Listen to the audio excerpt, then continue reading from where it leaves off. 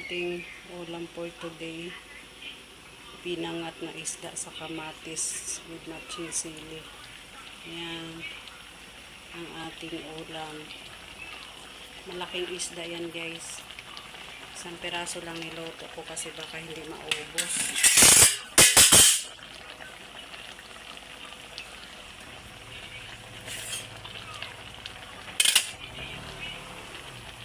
Yan ang ating ulam. Luto na ang ating pinangat sa kamatis. Kompleto ricado siya guys ha.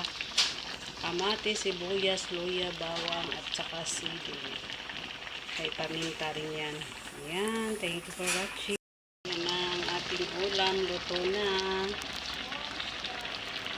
Thank you for watching. Malaki kasi yan. Isa lang.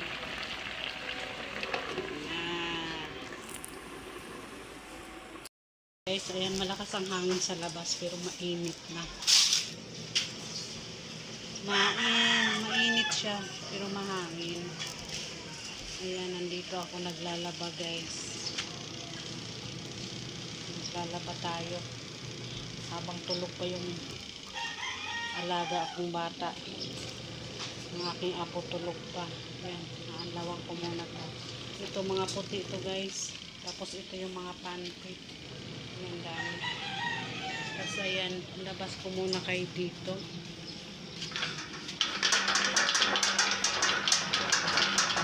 Ang oras natin eksaktong alas 8.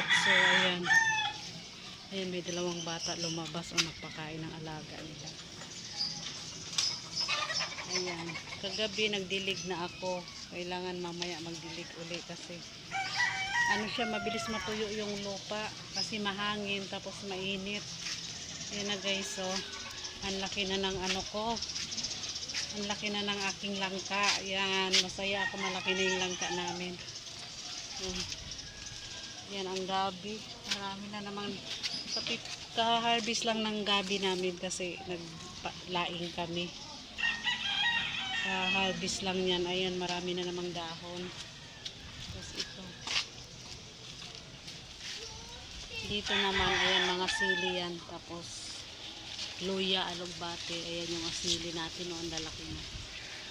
Halo-halo to guys, may siling haba, may siling pula, tsaka yung bell pepper. Ayan, ayan yung mga bata doon. Nagpausok. Ayan ang aking mansanas guys. So, ang laki na ng mansanas natin. Ayan. Ayan, may mga sanga-sanga na rin siya dito. Ayan. Ayan, yan lang ang update natin sa ating gawain araw-araw. Ayan, thank you for watching.